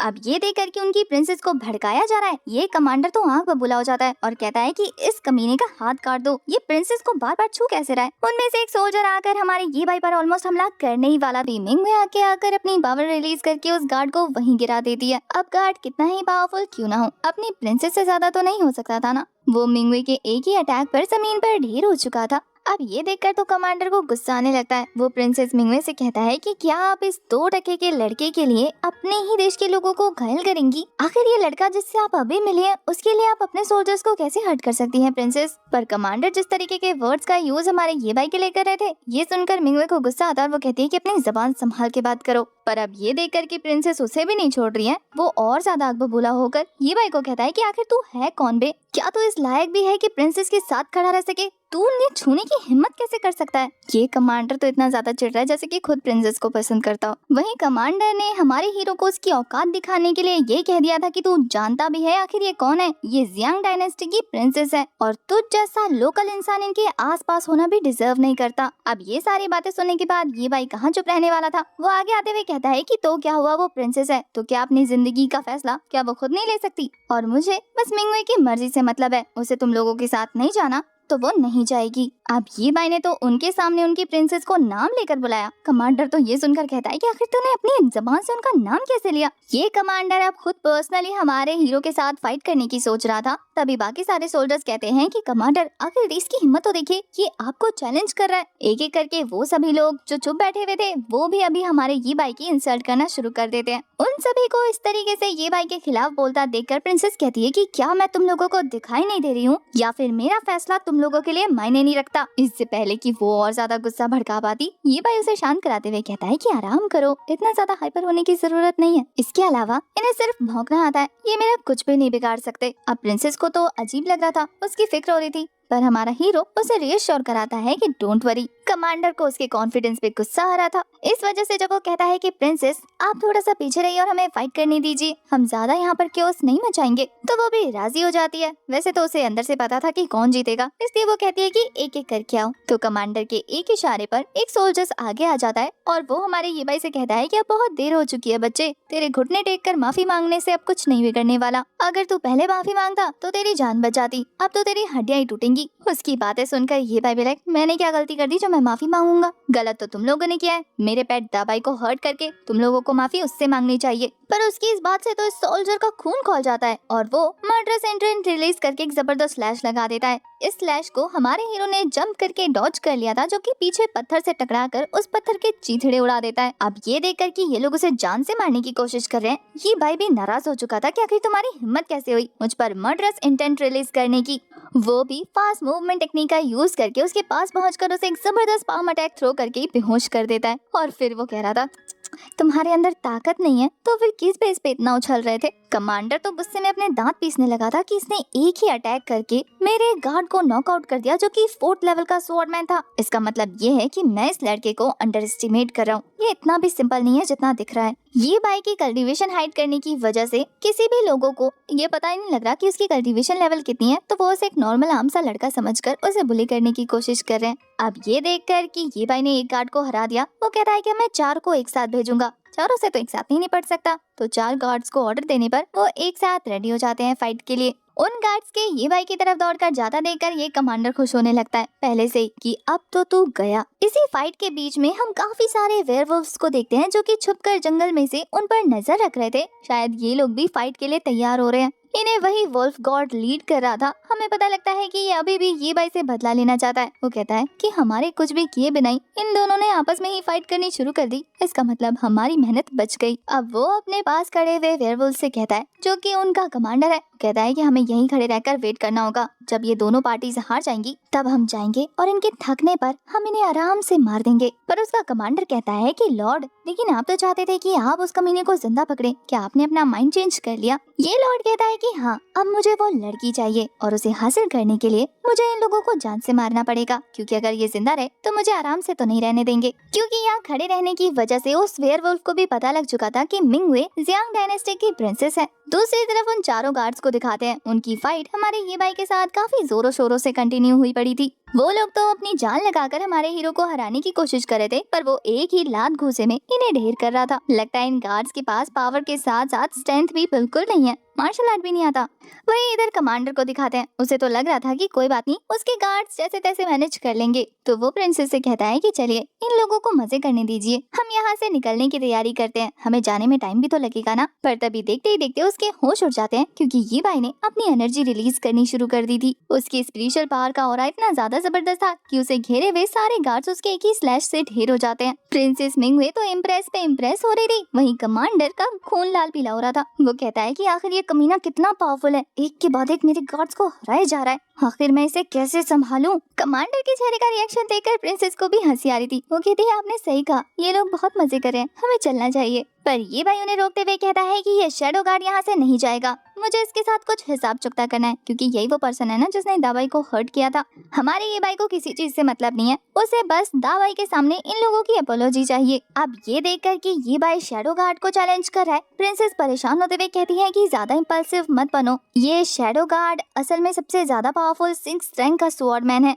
मुझे नहीं लगता कि तुम्हें इसके साथ फाइट करनी चाहिए ये भाई, और वैसे भी ये हमारा गार्ड है, तो क्यों ना मैं दाबाई से माफी मांग लूं। क्या मेरी अपोलॉजी एक्सेप्ट करोगे? पर ये भाई उस तरीके का इंसान नहीं कि किसी और की गलती की सजा किसी और को दे। वो कहता है कि अगर गलती इसने की है तो कोई और इसकी रिस्पॉन्सिबिलिटी क्यों ले, ये खुद माफी मांगेगा। मुझे तो बस सिर्फ इस शैडो गार्ड की अपोलॉजी एक्सेप्ट चाहिए। अब ये सुनकर तो कमांडर के दिमाग में काफी बुरा ख्याल आता है। वो सोचता है कि क्यों ना शैडो गार्ड के हाथों से इस लड़के को मरवा दे। तो वो शैडो गार्ड को ऑर्डर करते हुए कहता है कि जाओ, अगर ये लड़का तुमसे माफी मंगवाना चाहता है तो माफी मांग लो। ये सुनकर पीछे मौजूद सारे गार्ड जोर जोर से हंसने लगते हैं और शैडो गार्ड भी आगे आते हुए कहता है कि अगर तुझे मुझसे माफी मंगवानी है ना, तो पहले तुझे साबित करना होगा कि तू मेरे से ऊपर है। तुझे क्या लगता है कि तूने इन एरो गैरो बेवकूफों को हरा दिया तो तू मुझे भी हरा सकता है? तू मेरे सामने किसी इनविजिबल पर्सन जैसा ही है, क्योंकि तेरी स्ट्रेंथ मेरे आगे किसी काम की नहीं। ये भाई कहता है कि ये तो तुमने ठीक कहा कि मेरी स्ट्रेंथ ज्यादा नहीं है, लेकिन इसका मतलब ये नहीं कि मैं तुझे नहीं हरा सकता। मेरी पावर तुझे हराने के लिए काफी है। ये शैडो गार्ड हमारे हीरो से उम्र में बड़ा था। वो कहता है कि पिद्दी सी उम्र और इतनी बड़ी बड़ी बातें। पहले तो तू मेरा ये अटैक रोक कर दिखा, क्योंकि शैडो गार्ड को लग रहा था कि वो एक ही अटैक में हमारे हीरो को बड़े आराम से हरा देगा। तो वो अपनी एनर्जी रिलीज करते हुए मल्टीपल स्लैशेस लगा देता है। बोला तो इसने एक अटैक का था, लेकिन करता 4 है। और जब शैडो गार्ड की इस टेक्निक को हमारी प्रिंसेस यूज करता हुआ देखती है, तो वो कहती है कि शैडो ये तब यूज करता है जब वो लोगों को मारना चाहता हो। तो क्या वो ये भाई को जान से मारने वाला है? पर ये भाई भी अपने स्नेक स्वॉर्ड स्किल्स का यूज करके उन सारे स्लैशेस को काउंटर कर चुका था। और फिर जब वो अपने पाइथन स्पिरिचुअल टेक्निक का यूज करता है, तो एक काफी तेज स्नेक स्पिरिट आकर उसके हाथ पर अटैक करती है, जिससे उस शैडो के हाथ से उसकी स्वॉर्ड छूटकर नीचे गिर जाती है। वो तो अपना हाथ पकड़कर ही जमीन पर बैठ गया था। शैडो गार्ड को इस तरीके से अपना हाथ पकड़कर कराता देखकर सभी गार्ड्स कहते हैं कि क्या इस लड़के ने शैडो गार्ड को हरा दिया? क्या उस लड़के की स्वॉर्डमैनशिप हमारे शैडो सामा से बेहतर है? उस पर दूसरा वाला गार्ड कहता है कि मैंने तो उसके ऑरा को सेंस किया था, मुझे तो उसका ऑरा इतना पावरफुल नहीं लगा। तो फिर ये कैसे पॉसिबल है कि उसने 6th रैंक के शैडो गार्ड को हरा दिया, वो भी सिर्फ अपनी एक पावरफुल टेक्निक का यूज करके, जो कि उसके हिसाब से देखकर लग रहा था कि उसके लिए नॉर्मल बात हो। हमें दिखाते हैं कि हमारे हीरो ने तो ब्लड इंटेंट का यूज किया भी नहीं था, उसने तो अपनी लकड़ी की स्वॉर्ड का यूज किया था, क्योंकि उसके मास्टर ने उसे सिखाया था कि किसी को भी जान से मारने की कोई जरूरत नहीं, अगर बात तुम्हारा अटैक उसे नॉर्मल तरीके से हरा दे तो। और ये भाई ने अपने मास्टर की बातों को बखूबी फॉलो किया। वो चाहता तो अपनी नॉर्मल स्वॉर्ड से अटैक करके उस बंदे को जान से मार सकता था, पर उसने सिर्फ उसे हर्ट किया, ये शो करने के लिए कि उसके पास स्ट्रेंथ है, लेकिन वो यूज नहीं कर रहा है, उसके पीछे रीजन है। दूसरी तरफ दिखाते हैं कि वो शैडो गार्ड अब भी नहीं रुकने वाला था। वो फिर से हमला करने के लिए ये भाई की तरफ बढ़ने लगता है, तो ये भाई भी अपनी स्वॉर्ड निकाल कर लग जाता है 2-2 हाथ करने के लिए, जहाँ फिर से जबरदस्त फाइट के बाद ये बंदा फिर से हार चुका था। हमारा हीरो तो सिर्फ नॉर्मल सी लकड़ी के स्वॉर्ड के साथ ही फाइट करके उसे बहुत ही आराम से हरा देता है, और फिर वो उसे कहता है कि अब भी दाबाई से माफी मांग लो, टाइम है, मैं माफ कर दूंगा। पर ये बंदा कहता है कि ये इम्पॉसिबल है, और फिर लग जाता है अपनी क्लोन टेक्निक का यूज करके चारों तरफ से हमारे हीरो पर हमला करने। पर इस टेक्निक को ये भाई पहले ही भाप चुका था, इसलिए स्वॉर्ड लेकर सीधा उसके कंधे पर घुसा देता है। अभी तक भी ये भाई ने उस पर जानलेवा हमला नहीं किया, बल्कि वो उसे छोटा मोटा घाव देकर ही समझाने की कोशिश कर रहा है। शैडो गार्ड को समझ नहीं आता कि हमारे हीरो ने इतने सारे क्लोन्स को डिस्ट्रॉय कैसे कर दिया, आखिर उसे उसकी क्लोन टेक्निक नजर कैसे आई। पर ये भाई उसे जवाब दिए बिना ही अपनी स्वॉर्ड को इतनी जोर से खींचता है ना कि वो वापस से नीचे गिर जाता है। वहीं दूसरी तरफ पेड़ के पीछे से जहाँ से ये वेयरवुल्फ कमांडर उनकी फाइट को ऑब्जर्व कर रहा था, वो कहता है कि लॉर्ड, ये बंदा तो बहुत ज्यादा पावरफुल है, आपको नहीं लगता हमें वापस चलना चाहिए? पर इस बंदे की अकल अभी भी ठिकाने नहीं आई है। वो कहता है कि जब तक कि मैं वेयरवुल्फ में ट्रांसफॉर्म नहीं हो जाता, तुम जानते हो मैं इसे आराम से संभाल सकता हूँ। इसे लग रहा था कि ये भाई को संभाल लेगा, जबकि पहली फाइट में धूम दबा के भाग गया था। वो कहता है कि ये ह्यूमन सोल्जर ही एक नंबर के यूजलेस थे, इसी वजह से तो उसके सामने नहीं टिक पाए। इतने सारे लोग मिलकर भी एक नॉर्मल से लड़के को नहीं संभाल रहे, कितनी वेस्ट ऑफ आर्मी है। अपनी बारे में भूल गया था, कितने पावरफुल सोल्जर्स लेकर आया था फाइट करने के लिए, लेकिन फिर भी सामने नहीं रख पाया उनको। इससे ज्यादा तो इसका कमांडर समझदार लग रहा था। वो कहता है कि शायद लॉर्ड आप भूल गए कि जब हमारी इन ह्यूमन रेस के साथ फाइट हुई थी तो हम इनके सामने कुछ नहीं कर पाए थे। ये बंदा कुछ भी बर्दाश्त कर सकता था, लेकिन अपने ईगो पर सवाल उठता देखकर वो कहता है कि बकवास बंद करो, अगर एक और लफ्ज भी बोला ना तो यहाँ से धक्के मार के भेज दूंगा वापस, और इसके अलावा तुम्हें अपना ज्यादा बेवकूफ वाला दिमाग दौड़ाने की जरूरत नहीं है। पर ये चीज उसने शायद कुछ ज्यादा ही जोर से बोल दी थी, क्योंकि ये आवाज कमांडर के कानों तक पहुंच जाती है और वो भी चौकन्ना हो जाता है। उल्टा वो तो इन वेयरवुल्फ्स को हमारे ये भाई के साथ कनेक्ट करते हुए कहता है कि लड़के, अब भी वक्त है, बता दे अपनी सच्चाई, कौन है तू और तू प्रिंसेस के पीछे क्यों पड़ा है। अचानक से ये लोग उसे ही गुनहगार बना रहे थे तो ये भाई कहता है कि कहना क्या चाहते हो। वो कमांडर तो ऐसे हंसता है जैसे कि उसे हमारे हीरो की बात पर हंसी आ रही हो। वो कहता है कि क्या तुमने हमें इतना बेवकूफ समझा है कि हम नहीं समझ पाएंगे कि तुम उस वेयरवुल्फ गैंग से जुड़े हुए हो और यहाँ प्रिंसेस को हर्ट करने के इरादे से आए हो। ये बोलने के बाद वो उसी डायरेक्शन में अटैक थ्रो कर देता है जिस डायरेक्शन में वो वेयरवुल्फ छुपे हुए थे। उसकी अटैक की वजह से तो वहाँ का सारा पेड़ पौधा सब हिल चुका था। देखते ही देखते उन छिपे हुए वेयरवुल्व्स को बाहर निकालने के लिए कमांडर मल्टीपल स्लैशेस लगाना शुरू कर देते हैं जो कि वहाँ के पेड़ पौधों को गायब कर चुका था। और अब इन अटैक से हिट होने की वजह से उन वेयरवुल्व्स को भी पता लग जाता है कि अब पीछे हटने से कोई फायदा नहीं, हमें सामने आकर फाइट करनी होगी। तो वो भी अपने कमांडर से कहता है कि हमला करो। वहीं ये सब देखने के बाद कमांडर इंग भी लाइक कि तुम यहाँ पर प्रिंसेस को हर्ट करना है, तुमने क्या सोचा कि तुम यहाँ से जिंदा बच के वापस जा सकते हो। तो कमांडर इंग गार्ड से कहते हैं कि प्रिंसेस को लेकर यहाँ से निकल जाओ, सबसे ज्यादा इम्पोर्टेंट हमारे लिए प्रिंसेस की सेफ्टी है। और रहा सवाल इन लोगों का, तो इन लोगों से मैं पर्सनली निपटता हूँ। दूसरी तरफ प्रिंसेस को जब गार्ड घोड़े पर सवार करके वहाँ से ले जा रहे थे तो वो हमारे ये भाई से कहती है कि तुम रॉयल सिटी आकर मुझे जरूर ढूंढना, मिस मत करना। ये भाई भी उसे हाँ बोल देता है क्योंकि वो भी उससे मिलना चाहता था। इधर जैसे ही तेजी से वेयरवुल्फ का ग्रुप उन पर हमला करने के लिए आगे बढ़ रहा था, सारे के सारे सोल्जर्स मिलकर उन्हें रोकना शुरू कर देते हैं। अब देखिए प्रिंसेस तो जा चुकी है, ये भाई को यहाँ रुकने का कोई और मजा तो दिख नहीं रहा था। तो वो दावे पर सवार होकर वहाँ से निकलने की तैयारी करता है कि इन्हें इनके हाल पर छोड़कर हम चलते हैं। पर कमांडर इंग को उस पे इतना ज्यादा खुन्नस था कि वो उसे ऐसे आराम से नहीं जाने देना चाहते थे। तो वो सबसे पहले उस पर हमला करने के लिए दौड़ते हैं। अपनी स्वॉर्ड निकालकर उन्होंने तो हमारे ये भाई पर एक स्लैश लगा ही दिया था, पर वो भी कोई कच्ची गोलियां थोड़ी ना खेल के आया है, वो भी उस हमले को बड़े आराम से ब्लॉक कर लेता है। वैसे हमारे ये भाई ने इस हमले को ब्लॉक तो कर लिया था, लेकिन उसकी स्वॉर्ड लकड़ी की होने की वजह से उसकी हालत खराब हो चुकी थी। सोचिए अटैक कितना ज्यादा जबरदस्त था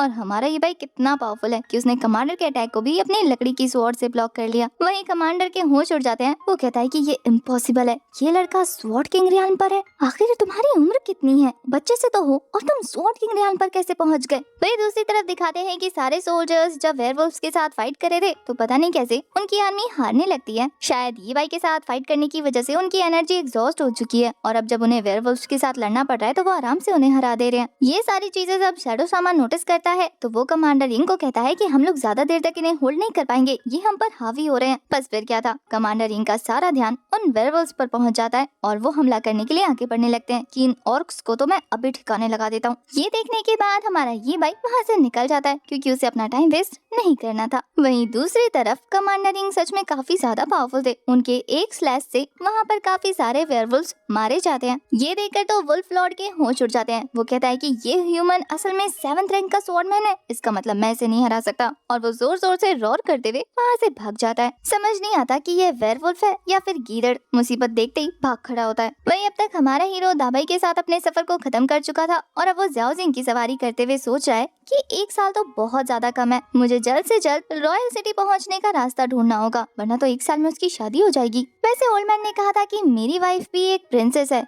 और ये लड़की भी प्रिंसेस है, पता नहीं हम दोनों की किस्मत में क्या लिखा है। इसलिए फिलहाल के लिए वो हमारे ज़्याओ जिंग से कहता है कि जिनान सिटी जाने की तैयारी करो क्योंकि वहीं से हमें रॉयल सिटी जाने का रास्ता मिलेगा। उसकी बात सुनकर ज़्याओ जियांग उसी डायरेक्शन में आगे बढ़ने लगता है। वहीं दूसरी तरफ ये भाई सोच रहा था कि वो अभी भी बहुत कमजोर है। ओल्ड मैन ने कहा था कि उसे लोकी बन के रहना है, मतलब लो प्रोफाइल होकर रहना है। अगर वो ज्यादा चढ़ेगा और अपनी पावर का शो ऑफ करेगा तो कोई भी पावरफुल पर्सन उस पर हावी हो सकता है। बाहर की दुनिया में तो कितने भी पावरफुल लोग हो सकते हैं। इसलिए वो डिसाइड करता है कि वो अभी के लिए अपनी स्वॉर्ड गॉड रियाल्म की कल्टीवेशन पर ध्यान देगा, साथ ही रॉयल सिटी बढ़ता रहेगा। जेनान सिटी पहुंचने के बाद हमारा ज़्याओ जियांग उसे वहीं ड्रॉप कर देता है। जहां आगे बढ़ने पर हमारे हीरो को एंट्रेंस गेट पर कुछ गार्ड नजर आते हैं जो कि एक बंदे को बुरी तरीके से पीट रहे थे, ये कहते हुए कि तुम्हें इस सिटी के अंदर एंटर होने के लिए एंट्रेंस फीस देनी होगी और इसके अलावा तुम्हारी हिम्मत कैसे हुई मेरे आर्मर पर दाग लगाने की, इसके लिए तुम्हें एक्स्ट्रा पे करना होगा। ये guards basically normal poor peoples को बुली करते हैं। ये गार्ड्स उस बंदे से कहते हैं कि अगर तुमने इनफ कॉम्पोसेशन नहीं दिया तो फिर मैं तुम्हें यहीं पर जान से मार दूंगा। इतना ही नहीं, वो तो उन्हें भरे बाजार में ह्यूमिलेट कर रहे थे। वहाँ पर जितने भी लोग खड़े थे उनके सामने उस बंदे की बहुत बुरी हालत कर देते हैं वो लोग जलील करके। एक तो उससे पैसे भी मांग रहे थे और दूसरा उसे गरीब भी कह रहे थे। ये सारा नजारा देखने के बाद बाकी सारे लोग जो कि सिटी के अंदर एंटर होना चाहते थे वो डिसाइड करते हैं कि वो इन 2 सोल्जर से तो पंगा बिल्कुल नहीं लेंगे, वरना उनके लिए खतरा बढ़ जाएगा। तभी वहाँ पर अचानक से एक लड़की अपीयर होती है जो कि उन सोल्जर्स को डांटना शुरू कर देती है कि आखिर तुम्हारी हिम्मत कैसे हुई अपनी रेपुटेशन का फायदा उठाते हुए लोगों को बुली करने की। पर वो सोल्जर्स तो उसे ही धमकाना शुरू कर देते हैं कि आखिर तुम कौन हो और तुम्हारी इतनी हिम्मत कैसे हुई दूसरों के मामले में टांग अड़ाने की। ये गार्ड्स इक्वालिटी पे बहुत ज्यादा बिलीव करते हैं, इसलिए कहते हैं कि चुपचाप यहाँ से निकल जा वरना तेरी भी पिटाई शुरू हो जाएगी। दूसरा वाला गार्ड तो लगता है बहुत ही ज्यादा क्रूर है। वो कहता है कि इससे बातें क्यों करना, चुपचाप इसे भी जमीन पर पटक कर पीटते हैं, अपने आप इसकी फैमिली सामने आकर इसके लिए भी पे करेगी। वैसे उनकी बातें तो बहुत ज्यादा खतरनाक लग रही थी, पर ये लड़की बहुत ज्यादा बोल्ड है।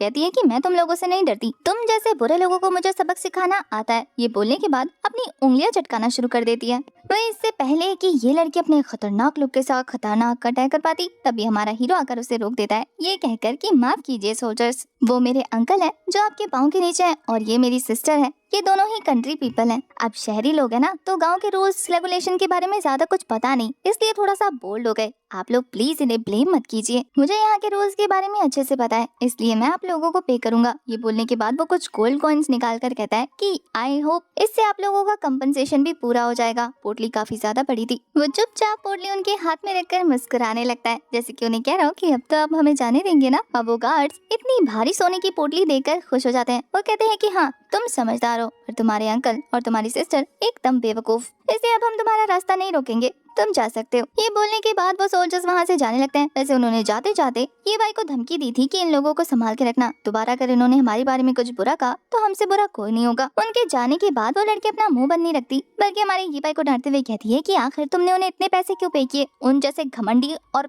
लालची लोगों को 1 रुपया नहीं देना चाहिए था। अब ये चीजें अनफॉर्चुनेटली वो गार्ड सुन लेते हैं, जिससे वो वापस आकर कहते हैं कि लगता है ये लड़की सबक सीखे बिना मानेगी नहीं, इसकी हिम्मत तो देखो, ये अभी भी हमें बुरा भला बोल रही है, अब तो इसे सबक सिखाना ही पड़ेगा। ये भाई उन्हें संभालते हुए कहता है कि सोल्जर्स, मैंने आपको कहा ना मेरी छोटी बहन थोड़ी सी पागल है, असल में उसे अंकल ने अच्छी तरबियत नहीं दी तो उसे पता नहीं है कि बड़ों से किस तरीके से बात करते हैं, तो आप उसकी छोटी सी भूल के लिए उसे माफ कर दीजिए, दोबारा ऐसा नहीं होगा। पर वो गार्ड्स तो साफ साफ मना कर देते हैं। जब वो देखते हैं कि ये भाई भी पैसे देने के बाद उनसे बड़े प्यार से बात कर रहा है, तो वो तो अब उस लड़की को धमकाने पे आ जाते हैं कि लगता है इसे पीटना ही पड़ेगा। दूसरा वाला गार्ड तो अपनी हवस पूरी करना चाहता था। वो कहता है कि ये लड़की सुंदर तो है, तो क्यों ना हम 2 दिन के लिए इसे मजे करने के लिए अपने साथ ले जाएं। अब यहाँ तक तो ये भाई के लिए सब कुछ ठीक था, लेकिन ये चीज वो बिल्कुल बर्दाश्त नहीं करता। वो उसे प्रोटेक्ट करते हुए कहता है कि आखिर तुम लोगों की हिम्मत कैसी हुई इस बारे में सोचने की, तुम लोग तो सच में बहुत ज्यादा घटिया हो। अगर मेरी सिस्टर के खिलाफ आंख उठाने की भी कोशिश की ना तो आंखें निकाल लूंगा।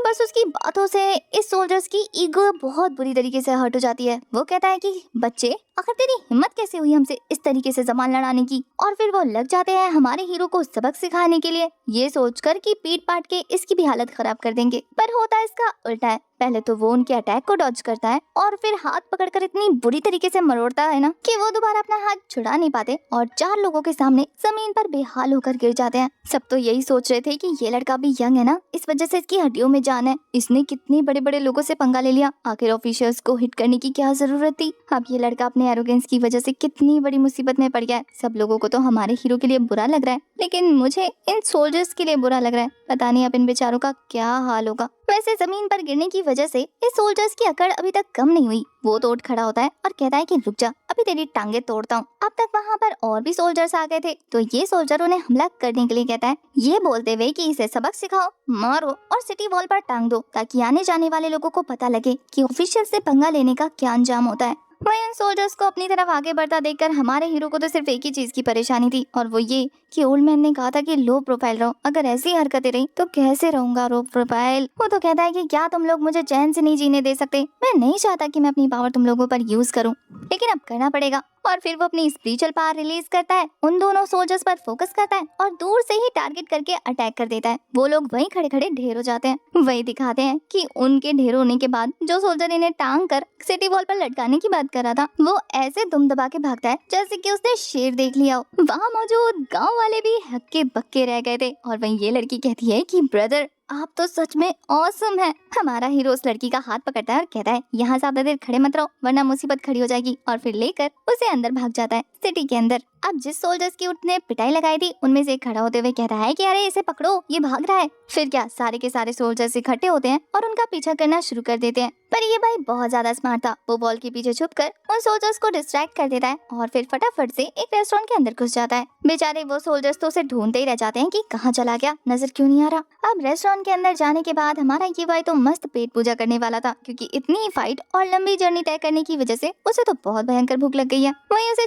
चुपके उन सोल्जर्स से भागता देखकर ये लड़की कहती है कि बड़े भैया आप तो बहुत ज्यादा स्ट्रॉन्ग है, तो फिर आप उनसे बच के भाग क्यों रहे हैं? आप तो आराम से उनकी चटनी बना सकते हैं। और फिर खुद भी मजे से खाना ठूसने लगती है, ये कहते हुए कि अच्छा हुआ आपने मुझे खाना खिलाया, बहुत डिलीशियस है, मैंने बहुत टाइम से इतना डिलीशियस खाना नहीं खाया था। ये सुनकर तो ये भाई की आंखें फटी की फटी रह जाती हैं कि क्या तुमने बहुत लंबे समय से डिलीशियस खाना नहीं खाया? ये लड़की तो लगे हाथ हमारे ये भाई को अपना भाई बना ही लेती है। अब उसने मान लिया ना बहन, तो तुम भी भाई हो। अब भाई बनाने के मामले में तो लड़कियां नंबर 1 पे आती हैं। तो अब इसका मतलब ये है कि अब से मैं आपको फॉलो करूंगी और आप मुझे डेली इस तरीके की टेस्टी डिशेस खिलाएंगे। उसे पता लग गया था कि हमारा हीरो अमीर है। ये भाई ताना मारते हुए कहता है कि तुम तो सच में कितनी शर्मीली और शांत किस्म की लड़की हो।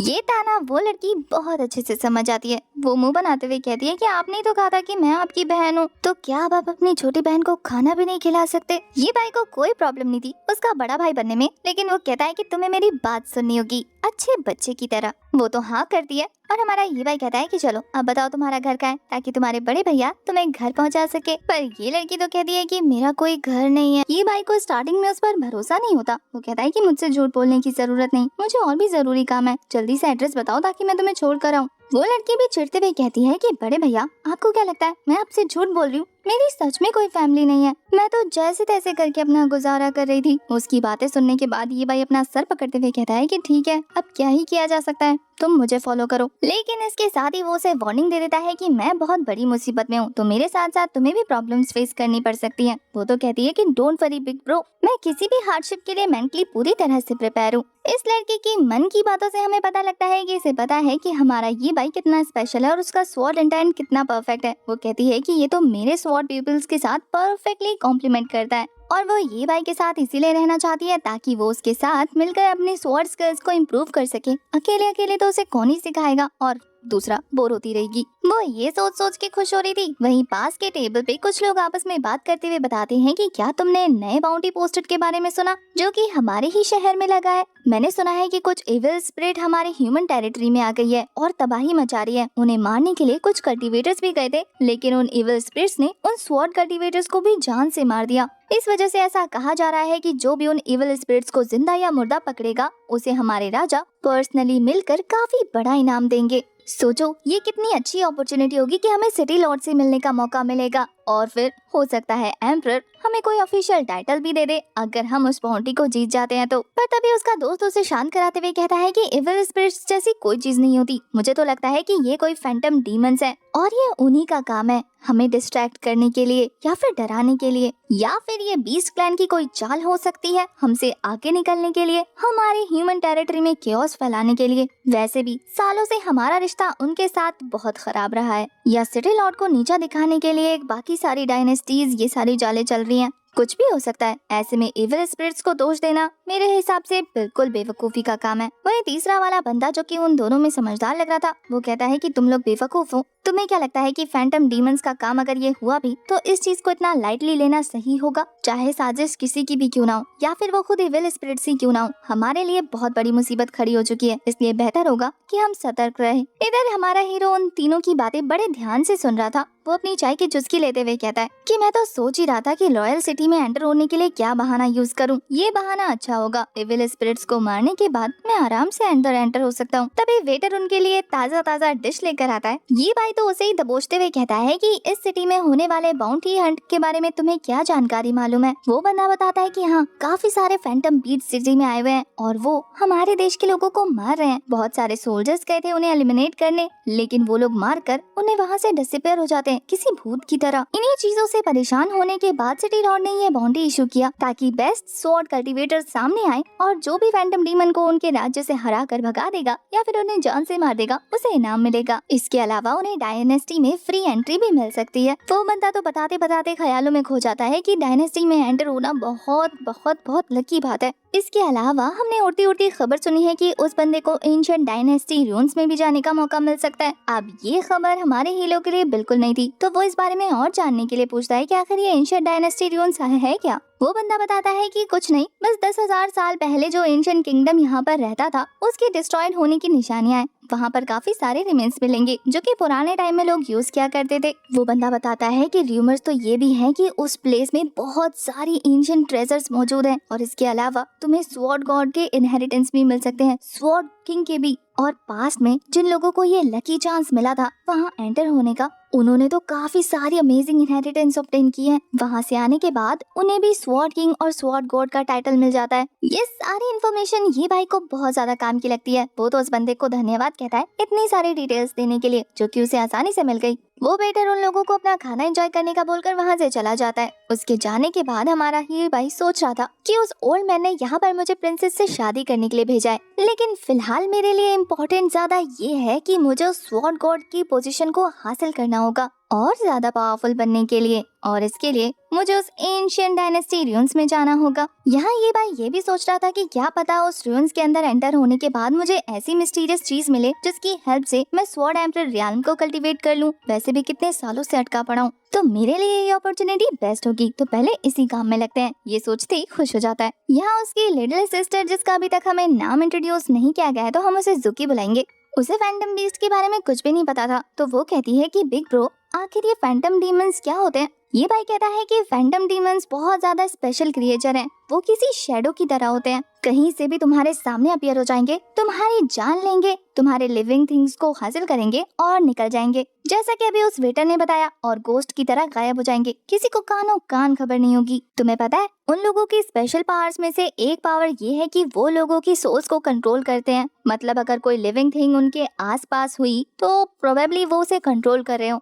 इसीलिए उन्हें ट्रैक कर पाना बहुत ज्यादा मुश्किल हो जाता है। अब ये भाई को उस वेटर से इतनी सारी इन्फॉर्मेशन कलेक्ट करता देखकर ज़ुकी को कंफर्म हो जाता है, इसलिए वो पूछती है कि बिग ब्रो कहीं आप भी उन फैंटम बीस्ट को मारने की तैयारी तो नहीं कर रहे ना, उस बॉडी को हासिल करने के लिए। पर ये भाई कहता है कि छोटी लड़की, ज्यादा दिमाग दौड़ाने की जरूरत नहीं है, इसलिए जल्दी जल्दी अपना खाना खत्म करो, बाकी के सवाल बाद में पूछना। ज़ुकी मुंह बनाते हुए कहती है कि मैं तो इसलिए क्यूरियस हो रही थी क्योंकि मैंने आज से पहले इस तरीके के क्रिएचर्स नहीं देखे ना। पर ये भाई उसे फिर से शांत कराते हुए कहता है कि अपनी आवाज धीमी रखो और कोशिश करो जल्द से जल्द यहाँ से निकलने की। क्या तुम भूल गई हो हम अभी भी मुसीबत में पड़े हुए हैं, इसलिए अगर तुमने इस बारे में ज्यादा बात की तो और भी लोगों का टेंशन खींच लोगी, तो बेहतर होगा जल्दी से अपना खाना खत्म करो ताकि मैं एक अच्छी सी जगह देखकर वहाँ पर तुम्हें छुपा सकूं। इसके अलावा आशा करता हूँ कि तुम मुझसे झूठ नहीं बोल रही हो कि तुम्हारी कोई फैमिली नहीं है, क्योंकि अगर वो हुई तो वो तुम्हारे बारे में बहुत परेशान हो रही होगी और तुम्हें ढूंढ नहीं पाएगी अगर तुम मेरे साथ रहोगी तो। और अगर ऐसा हुआ तो मुझे बहुत बुरा लगेगा और मैं तुम्हें बिल्कुल माफ नहीं करूँगा। अब ये भाई को इतना डांटा देकर वो कहती है कि ठीक है खा रही हूँ मैं, तुम तो मेरे दादा से भी ज्यादा खड़ूस हो। अब ये सुनकर ये भाई भी लाइक कि मतलब तुम्हारे दादाजी हैं, अब ये बताओ कहाँ हैं वो। ज़ुकी बच्चों की तरह टेंट्रम शो करते हुए कहती है कि अभी तुमने मुझे डांटा, तुम मेरे साथ मीन थे, तो तुम्हें क्यों लगता है कि मैं तुम्हें बताऊंगी कि वो कहाँ हैं। ये भाई परेशान होते हुए कहता है कि अरे पागल लड़की, तुमने मुझे इतनी बड़ी मुसीबत में डाला, एटलीस्ट मुझे बताओ तो सही। अच्छा ये तो बता दो तुम्हारा नाम क्या है। नाक चढ़ाते हुए सही, पर वो बता देती है लिन क्याओ। अब आप कमेंट करके बताओ कि मैं इसे ज़ुकी बुलाऊं या फिर लिन क्याओ बुलाऊं। इसके बाद तो वो ये भाई से भी उसका इंट्रोडक्शन लेती है। उसका नाम सुनकर कहती है कि तुम्हारी थोबड़ी पे तुम्हारा नाम सूट नहीं कर रहा। पर फिर जब ये भाई फिर से उसे डांट कर खाना खाने को कहता है तो वो उस पर चिल्ला देती है कि बहुत परेशान करते हो तुम। अब हमें सिटी पैलेस का सीन दिखाते हैं, जहाँ पर वहाँ के एम्परर अपने तीनों बच्चों ली याओ, ली क्वांग और ली मई से मीटिंग करते हैं। ये तीनों भी काफी अच्छे स्वॉर्डमैन थे, इसलिए सिटी लॉर्ड कहते हैं कि आशा करता हूँ कि मैंने अनफेयर नहीं किया होगा कुछ भी। मैंने बाउंड्री अनाउंस की है जिसके बाद जो भी उन डीमंस को मारेगा वो एंशिएंट डायनेस्टी रून्स में जाने के लिए काबिल हो जाएगा, तो इसलिए अब तुम तीनों अपने अपने काम पर लग जाओ। ये बोलने के बाद वो अपने ली क्वांग और ली मई यानी दोनों बच्चों को वहाँ से भेज देता है। ली याओ को रुकने को कहता है। उन सभी के जाने के बाद उनके फादर ली याओ से पूछते हैं कि क्या तुम जानते हो मैंने तुम्हें यहाँ क्यों रोका। ली याओ खुश होते हुए कहता है कि फादर क्योंकि आप चाहते हैं कि मैं सबसे पहले उस एंशिएंट रूम में एंटर हूँ। फादर खुश होते हुए कहते हैं कि बिल्कुल सही, तुमने सही पहचाना, तुमने 7 सेगमेंट स्वॉर्ड बोन को पोजेस कर रखा है, इसीलिए तुम्हारे लिए वहाँ जाना बेहतर होगा क्योंकि स्वॉर्ड गॉड की पोजीशन सिर्फ तुम डिजर्व करते हो। अगर तुम रून्स में पहले एंटर हुए तो फिर स्वॉर्ड किंग बनने के चांसेस तुम्हारे लिए ज्यादा हाई होंगे। वैसे वो दोनों तुम्हारे भाई बहन हैं, लेकिन इसका मतलब ये नहीं है कि वो तुम्हारे साथ हैं। अगर तुम उनसे पावरफुल बन गए और उस रून्स में जाने के बाद तुमने पावर हासिल कर ली तो फिर सिटी लॉर्ड की पोजीशन फ्यूचर में तुम्हारी होगी और वो दोनों तुम्हारे राइट और लेफ्ट आर्म बनेंगे, यानी कि सपोर्टिव पिलर्स। ये सुनकर ली याओ खुश तो हो जाता है, लेकिन उसकी क्यूरियोसिटी अब बढ़ जाती है। वो कहता है कि फादर, आपको नहीं लगता कि ली क्वांग और ली मई वो दोनों ही अलग अलग पर्सनालिटी के हैं? ली मई तो फिर भी मान लेगी, लेकिन ली क्वांग मेरे आगे सबमिट नहीं करेगा। पर उसके फादर शायद बायस हैं। वो कहते हैं कि तुम्हें उस चीज की चिंता करने की कोई जरूरत नहीं, तुम्हें बस पावरफुल होना है और उनके पास कोई चॉइस नहीं छोड़नी है। जो तुमसे लड़ नहीं सकते वो तुम्हारे आगे सबमिट जरूर करते हैं। उसके फादर अपने पास से एक मैजिक मिरर निकालकर अपने बेटे को पकड़ाते हुए कहते हैं कि इस मैजिक मिरर की हेल्प से तुम्हें उन फैंटम डीमंस के वेयर अबाउट्स के बारे में पता लग जाएगा। वो जहाँ जहाँ होंगे तुम आसानी से वहाँ पहुँच जाओगे। ये सुनकर ली याओ खुश हो जाता है। अब इससे उसके जीतने के चांसेस बहुत ज्यादा हाई हो गए। हमें उस लोकेशन को दिखाते हैं जहाँ पर वो फैंटम डीमंस मौजूद थे और एग्जैक्ट उसी जगह से हमारा ये भाई सुजुकी के साथ आगे बढ़ रहा था। वो तो मस्त टहलते हुए गाना गाते हुए आगे बढ़ रही थी। ये भाई कहता है कि तुमने मुझसे सही तो कहा था ना कि तुम उन फैंटम बीस्ट्स को देख सकती हो। अगर तुमने मुझसे झूठ बोला तो मुसीबत में पड़ जाओगी। वो कहती है कि बिग ब्रो डोंट वरी, आप मेरे साथ काफी अच्छे थे तो मैं आपसे झूठ क्यों बोलूंगी। मेरे पास स्वॉर्ड प्यूपिल्स है जिसकी वजह से मैं उन फैंटम बीस्ट्स को देखूंगी ना तो वो मेरे सामने रिवील हो जाएंगे, उनकी ट्रू आइडेंटिटी। तभी किसी चीज को देखने के बाद वो बहुत ज्यादा हैरान होते हुए कहती है कि यहाँ तो बहुत बड़ी गड़बड़ है। बिग ब्रो मुझे वो दिख गए, वहाँ से काफी ज्यादा इविल एनर्जी रिलीज हो रही है। ये भाई भी परेशान हो जाता है और जब वो दोनों उस डायरेक्शन में जाते हैं तो वहाँ पर काफी सारे लोग मरे पड़े थे। वहाँ का डेमोनिक ऑरा भी बहुत ज्यादा हाई था। वहाँ जाते ही सुकी को स्मेल आने लगती है। थोड़ी देर तक गौर से देखने के बाद वहाँ पर मौजूद एक बॉडी के पास उन्हें वो फैंटम डीमंस नजर आ जाता है जो कि बहुत ज्यादा गोस्टली शैडोइक फिगर था। उस शैडो की नजर भी इन दोनों पर पड़ चुकी थी। इसका मतलब ये है कि अब ये दोनों उसका नेक्स्ट टारगेट बन गए हैं। उन फैंटम बीस्ट की नजर भी इन लोगों पर पड़ चुकी थी, इसलिए वो तो हमला करना शुरू कर देता है लेजर आइज से। पर हमारा हीरो ये भाई अपनी मेटल पावर का यूज करके उसके अटैक को हवा में ही डिस्ट्रॉय कर देता है और ये सारी चीजें सुकी अपने आइज से विटनेस कर रही थी। वो अपने बिग ब्रो से और भी ज्यादा इम्प्रेस हो जाती है। वहीं ये डेमन बाकी सभी फैंटम बीस्ट से कहता है कि इन लोगों को मारने में मेरी हेल्प करो और हमें पता लगता है कि यहाँ पर एक नहीं बल्कि बहुत सारे फैंटम बीस्ट मौजूद है। जिन मरे हुए लोगों की हमने लाशें देखी थी वो लाशें नहीं बल्कि यही बीस्ट थे जिन्होंने की उन लोगों का रूप धारण करके रखा हुआ था। वो सभी लोग तेजी से ये भाई पर हमला करना शुरू कर देते हैं, पर वो भी अपनी आइस पावर का यूज करके उन सभी फैंटम डीमंस को हवा में ही डिस्ट्रॉय कर देता है। और वो जो मेन था जो उन लोगों को लीड कर रहा था वो ये देखकर हैरान रह जाता है। अब ये नजारा देखने के बाद वो फैंटम बीस्ट तो वहाँ से भागने की तैयारी कर रहा था, पर हमारा ये भाई उसे रास्ते में ही रोक लेता है, ये कहते हुए कि कहाँ चली। वो तो उस पर स्लैशेस लगाना शुरू कर देता है, काफी सारे। इन स्लैशेस से हिट होने के बाद वो फैंटम डीमन कहता है कि डीमन लॉर्ड को अगर पता लगा कि तुमने मेरे इतने सारे क्लोन को मार दिया तो फिर वो तुम्हें जाने नहीं देंगे। ये भाई उसकी धमकियों को इग्नोर करके एक फाइनल स्लैश लगाकर उसे मार डालता है। उस डीमन फैंटम के मरने के बाद उसका क्रिस्टल अपीयर हो गया था जो हमारे ये भाई के पास आ जाता है। उस क्रिस्टल को देखने के बाद ये भाई खुद से बात कर रहा था, ये कहते हुए कि ये क्रिस्टल ह्यूमन कल्टीवेशन के लिए काफी अच्छा होता है तो इसे मैं अपने पास रख लेता हूँ। इसके बाद ये भाई जुकी से कहता है कि मुझे उन लोगों का रास्ता बताओ जिन लोगों का रूप इन लोगों ने धारण करके रखा हुआ था, क्योंकि फैंटम बीस्ट सिर्फ उन्हीं लोगों का क्लोन बना सकते हैं जो कि जिंदा हो। उनके मर जाने के बाद वो ज्यादा दिनों तक इस क्लोन पर सरवाइव नहीं कर सकते, तो हमें एक्चुअल लोगों को ढूंढना होगा। साथ ही उन्हें रेस्क्यू करने के बाद हमें बाकी सारे फैंटम डीमंस को भी एलिमिनेट करने के लिए निकलना होगा।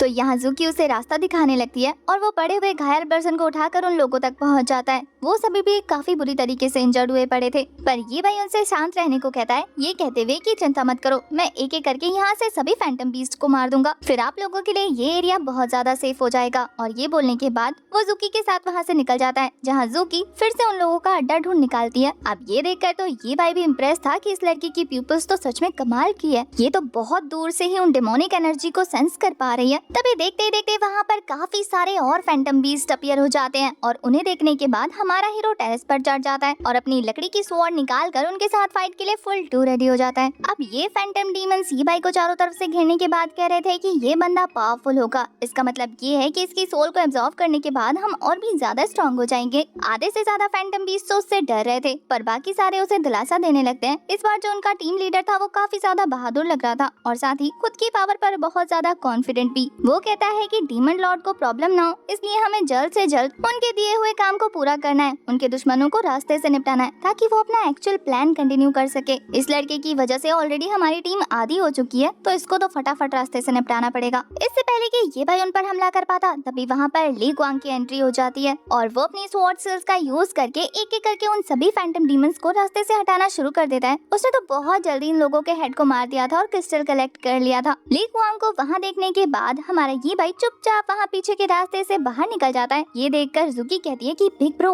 आपने अपने लिए मदद कब बुलाई, मुझे तो बताया ही नहीं। पर ये भाई कहता है कि मुझे तो खुद इस बंदे के बारे में नहीं पता कि ये कब कहाँ से टपक पड़ा। फिलहाल के लिए यहीं से देखते हैं कि आखिर ये क्या करने आया है। और वहीं दूसरी तरफ हम ली क्वांग को देखते हैं। वो सारे के सारे डीमन बीस्ट जो कि अब तक अपना ध्यान ये भाई की तरफ लगा कर बैठे थे, अब उनका सारा ध्यान ली क्वांग पर आ जाता है। तो वो सभी लोग अब उस पर भारी पड़ने लग गए थे। अब थोड़ी देर उनके सामने ढीला पड़ने के बाद वो वापस से अपनी पावर को बढ़ाते हुए उन सभी के साथ फाइट करने लगता है, जहाँ उसने अपने पाँव के नीचे एक फॉर्मेशन अपीयर कर दिया था। इस फॉर्मेशन की वजह से उसका अटैक और स्पीड दोनों ही इंक्रीज हो चुकी थी और जब वो इस बार जबरदस्त फायर स्लैश रिलीज करता है ना, तो वो सारे के सारे फैंटम डीमन तड़पते हुए वैनिश हो जाते हैं और उनका पावरफुल क्रिस्टल हमारे ली क्वांग को मिल जाता है। वो तो खुश हो रहा था कि तभी वहाँ पर और काफी सारे फैंटम डीमंस आ जाते हैं। तभी देखते ही देखते वहाँ पर ली आओ और ली मई भी पहुँच जाते हैं। उन्हें अपना भाई लड़ते हुए तो नजर आ रहा था, लेकिन जब ली मई कहती है कि बिग ब्रो चलकर हमें उसकी हेल्प करनी चाहिए, वो अकेले कब से फाइट कर रहा है, तो ली आओ कहता है कि नहीं, देखते हैं आखिर हमारा छोटा भाई इन लोगों को अकेले कैसे मारता है। ये मैटर उसका है तो उसे ही संभालने दो